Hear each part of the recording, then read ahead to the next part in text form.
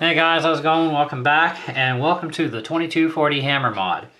Now some of you may know already because you may have the Crosman version modified hammer, because you may have switched to the newer version breech, where the breech screw, that little tiny annoying little screw, now sits underneath the probe. Okay, so whether it sits underneath or in front makes no difference. Their modified hammer does help increase power.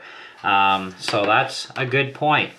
So what I've done is I've taken a factory hammer, and they take their modification from the front of my fingernail here forward, and then they go down to about this 1/4 inch diameter mark, because you got to leave that amount of meat for the valve stem, and you don't want the stem to, you know, hit an edge and flip on you. So they leave about a 1/4 of an inch roughly in diameter alone. And so what I've done is I've gone down to about half of that almost in depth. But what I've done is I've taken the modification a little bit further, in the sense that I've taken it back to the edge here, okay, because I found out that I can. So I took it back to the edge, went down almost half as deep for now.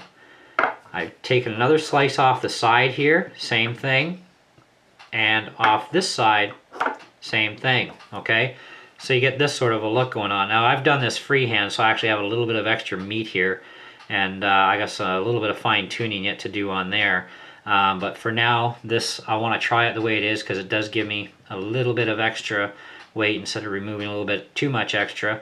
But if need be, I can still take this depth all the way down to the 1/4 inch ring, and I can take that depth as well right to the back end.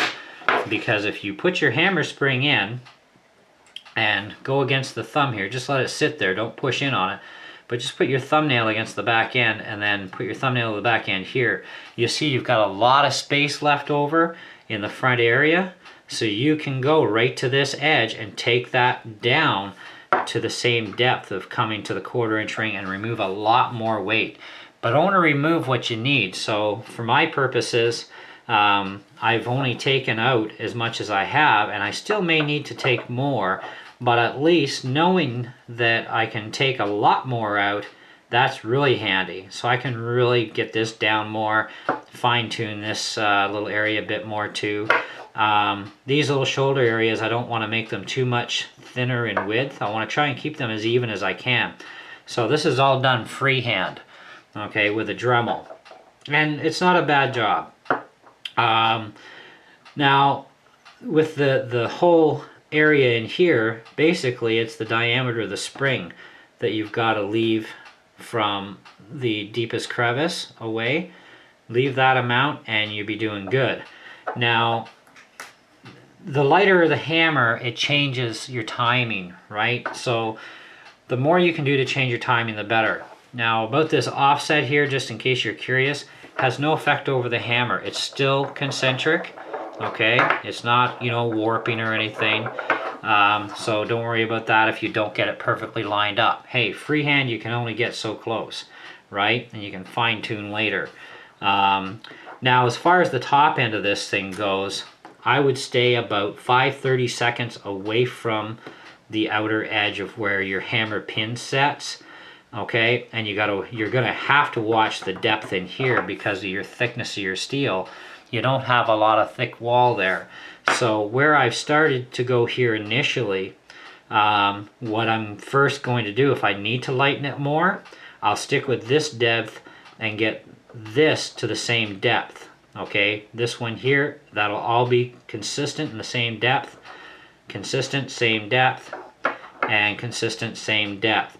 But the advantage here is because you have your hammer pin here, you don't here, you can go all the way across the length here on the two sides. So you can remove a lot of weight, which when you use a light hammer spring and a power adjuster should give you a lot of variables for your timing to maximize your power output. It's not always about getting a big smacking hit on the back of the stem and open it up for a long time and emptying the valve out. Because if you empty it out too fast, you don't get enough, like if you empty out too much of the volume, and it goes too slow, you lose power and then you waste gas. So you want to be gas efficient and still have power, so you need to crack and close that stem as fast as possible, still using a fair amount of gas, which you will, okay, without sacrifice. Okay, so the faster you can open it, the more pressure you're going to build quicker, because the faster you can get it out, the more it rushes. Faster it rushes, the faster it hits the pellet, the more it hits the pellet harder, and you center out that barrel a lot faster. Okay, so we already said, we already said that the modification that Crosman does is just to the top end, because of the breech screw system on that new breech. They only go from here forward. They don't bring it all the way back here. Okay, so even just this amount of meat removed here and not going quite as deep, it's almost about the same amount of meat off when you look at it realistically. But then it becomes even more off when you've got this side and this side.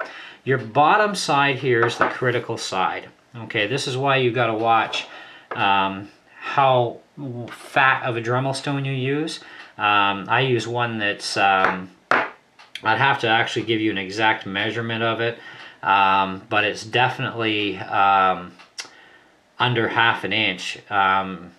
I'll check for you and get back to you on it, especially if I have to do more mods to this.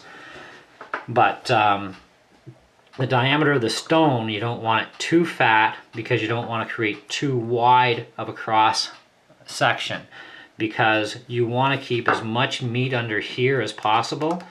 Like when I go down into this further, okay, I'll probably go down a little further on the front edge like they did from here to here, but then keep this and back all the same. But to go too much fatter, I'm going to lose too much of my bottom surface, which I need the bottom surface because of my sear lockup. And this is where doing the hammer mod becomes a critical sort of thing in a sense, because even though your pin doesn't allow much movement side to side in the slot, at least it appears that way, on a larger surface, that little bit of movement up top on a narrow spot is amplified quite a bit on the bottom end. So what moves very minuscule here is going to be much larger in here. So you got to keep at least 3/4 of what's left here now. So whatever's left here now, take maybe 1/4 of an inch of that. So about 1/8 of an inch more off each side. You'll still have a good perfect lockup, no hassles, okay? So you want to make sure you got a good safe sear lockup. And you know, and then like I said with the depth thing, you can go down quite a bit as far as this immediate area goes. But as far as going back in here, you need to keep the depth identical to what I've already got here already. So this has to be identical across, so you don't take too much off the back end. Because your back end, like I said, you'd be able to go the full length here, most of this here, and then a full length here, and really reduce that weight. And it's still going to be quite a heavy hammer too. But then from there, you play with lighter valve return springs. So, you know, you don't want your return spring too soft, okay? But you also don't want to have to use a big honking hammer spring if you don't have to, because you want to get the most adjustability too for valve timings out of your power adjuster. So what I've found in the last couple of days with adjustments and stuff, with the 2289 hammer spring, I can go to about, say, here on my adjuster, which is quite a bit, okay? But with the 2240 hammer spring, because it offers a wider coil and thinner coil, I'm actually able to bottom my adjuster completely down, okay? Which gives me a lot more range for tuning that fine tune in for maximizing the power. So, you know, and that is only going to be workable to use the lighter one when you start messing with your hammer and your valve, okay, and your porting of your transfer port, and if necessary the barrel inlet port for your barrel itself. And that's another critical thing you have to watch on your barrel inlet, and I'll explain that.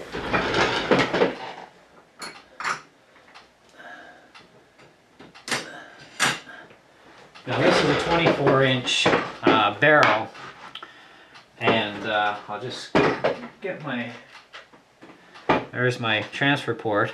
Now when you set your transfer port in there, oh, get back here. When you set in your transfer port, when it's perfectly seated, what you'll notice is it's still got some height there. Oh, here, there we go. It's still got some height that it actually sticks up, and it needs to be able to stick up because the pressure that this other end puts on the black gasket or O-ring gasket, whatever name you want to give it, it's up to you. That pressure keeps that as airtight as possible. Okay, so you don't want to have this transfer port sitting really any lower. So what you want to do is stick your modified transfer port in there and then put it under the light, and you're going to take a look inside, and for what I'm seeing, the sizes are I could actually shave that out just a minuscule amount and it'll be just absolutely perfectly the same diameter in without allowing my transfer port to actually move down. So if you went by the outside diameter of your transfer port and drilled straight down in, you might drop it in there. So this whole inlet here can be increased just a bit and still prevent the transfer port from sticking right in. And it's not very much, it's a minuscule amount that you can actually take. But even just leaving it like that would be more than fine and adequate, just the way it sits. Okay, that amount is not very much at all to worry about. But if you really wanted to push it to the limit, you could actually shave that amount precisely out and still have enough wall thickness to catch the transfer port so the transfer port can't sink any further in. Because if your transfer port sinks inside and it touches on the inside of that barrel, you will clip your pellets all the time. This is where a lot of guys have gone wrong in the past when they start, you know, doing a lot of porting and thinking, oh, I need a big pile of woof to, you know, and then their pellets are falling inside their valve. They're wondering why. It went a little bit too big, or the gun's running too slow, you know, and they thought it was a big increase. And really, there's ways to get bigger increases without so much overdoing it. Okay, and that's the important thing. Is you don't want to over excessively do things because it's going to go against you on a pellet. Okay, a paintball gun is a lot different type of system than what a pellet gun is. So paintball guns have big honking valve exhaust holes, big honking transfer ports, and so on. They need to. Okay, they got to walk that big, you know, 50 or 68 caliber ball out of there at a pretty good clipping speed. You know, so there's a different type of system altogether. So to overdo it with a pellet gun and a 22 or 177 cal will actually defeat you. Okay, so that's where you got to rethink things through. How do I change my timing? How do I re-alter to be better and more powerful? What kind of power am I going for and still be gas efficient? There's another one. Okay, if you still want to be gas efficient, then you need to rethink your plan of attack on the modifications that you're going to do in order to still be gas efficient. Some of the valve mods that are out there can create an awful lot of power, but then you go down to about 16 shots. There's a price to pay for power. You need power. You need gas. Yes, you do. You need to get it out of there fast too. So you do need a fair amount of volume to a lot of pressure, and the pressure is created when you get it out of there fast. So you've got to get it out of there fast. And fast doesn't mean a really super heavy hammer and hammer spring and torque to the max, because that can actually slow you down. And I've been doing some testing lately since I got a new Crony. It's been a few years since I've had one. So now I'm kind of happy I got another one. But what I've been finding was around here, depending on the gun, is a good little sweet spot for maximizing. As soon as you turn it in or turn it out, you create a substantial drop in feet per second. Okay, so that's something you gotta really take into consideration. Where is the sweet spot on my gun? Well, I can't tell you that because it's you that's got to figure out your mods. What you've done is going to tell you where your sweet spot actually is. Your sweet spot may end up being, you know, only 2 or 3 threads turned in. That may be your sweet spot with your most power, okay? Or it could be you've got to go in to here.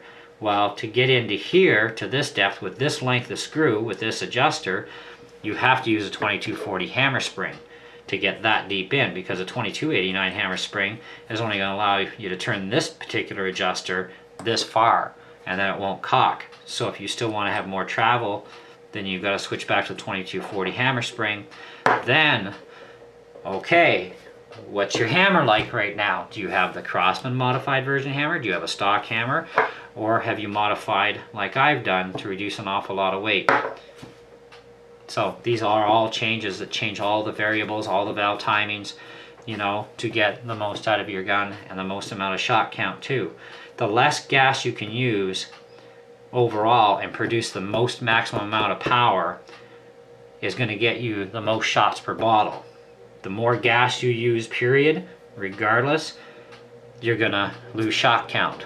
Okay, so if your goal is to get to, say, 550 feet per second, because you're comfy with that, throw a 14-inch barrel on your gun, you know, and maybe just take away the 3 threads.